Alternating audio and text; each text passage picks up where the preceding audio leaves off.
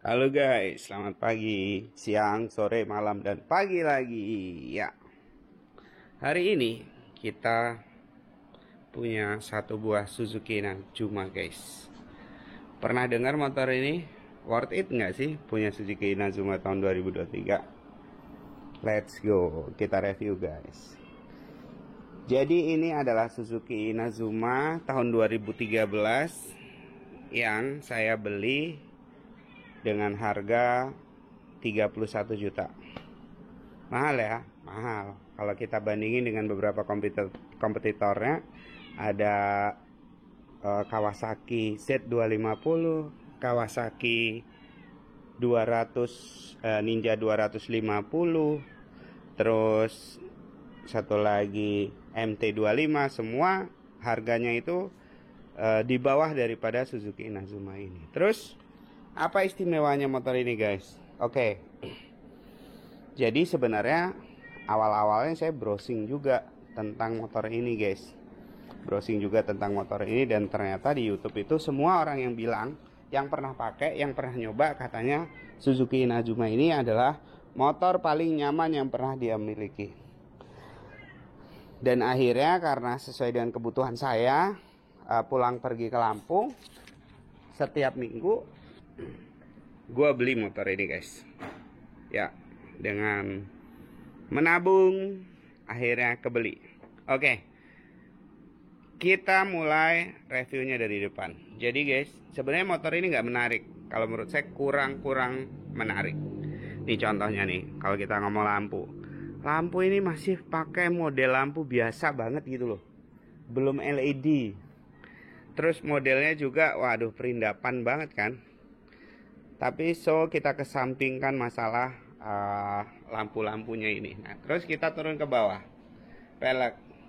Spakbornya Masya Allah, ini model apa lagi? Bilang bajai juga bukan. Tapi seperti inilah kondisi spakbor depannya. Kita belum pernah coba modifikasi.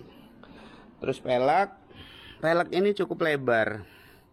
Lebarnya itu di angka berapa ya? Tapi yang jelas kalau saya lihat ya, kalau ukuran pelek ini dibanding dengan motor lain, pelek Inazuma ini kayaknya untuk depan dan belakang ini lebih lebar daripada pelek standar motor yang sama-sama 250 cc. Kita masuk ke knalpot. Knalpot ini twin knalpot, teman-teman. Jadi suaranya halus banget. Saya kemarin coba dari Lampung, itu kalau bunyi suaranya itu benar-benar, kalau RPM-nya tinggi itu gitu. Pokoknya kita tuh benar-benar kehilangan suara mesin di kuping. Itu yang saya rasakan. Nggak lebay sih, tapi memang kondisinya begitu. Yang kedua, short standar, dia motor cruiser. Dan kemarin ini kami waktu saya bawa pulang, ternyata motor ini bermasalah di pompa bensinnya, teman-teman. Pompa bensinnya itu sempat kita bongkarin, itu bautnya bener-bener banyak banget, nggak kayak baut-baut motor yang lainnya, teman-teman. Bautnya bener-bener banyak dan rigid banget ya. Mudah-mudahan kuat lah kalau dari sisi baut-bautnya. Nah, ngomong-ngomong masalah pompa bensin, ini kemarin diganti dengan pompa bensin mobil, dan berhasil sama, plug and play. Harganya cuma Rp350.000 aja. Nah, terus knalpot double. Knalpot double nih ya, cakep ya, lumayan cakep ya knalpot double. Terus stiker body mulus. Bodinya ini kemarin saya buka juga karena saya masang bracket ini, teman-teman, karena bawa barang-barang di dalam bodinya ini banyak klip-klipnya juga. Jadi overall body apa ya, maksudnya kekokohan bodinya tuh benar-benar oke lah menurut saya gitu. Terus pelek belakang cakram ini juga lebih lebar daripada motor-motor yang lain. Cakram belakangnya juga enak. Ini belum ABS, jadi buat anak-anak motor yang memang suka manualan gitu, ini cocok. Karena kalau ABS kadang-kadang di jalan-jalan kita, jalan Indonesia itu belum tentu cocok ya, misalkan kondisi licin dan lain-lain. Nah, sekarang kita masuk gear standar 520 dengan rantai panjang 115. Ini sepertinya masih banyak di pasaran. Kalau kita misalkan nggak dapat produk aslinya Inazuma, itu kita bisa nyari merek lain di pasaran. Nah, terus mesin, sebenarnya mesin ini SOHC ya teman-teman, SOHC 2 silinder dengan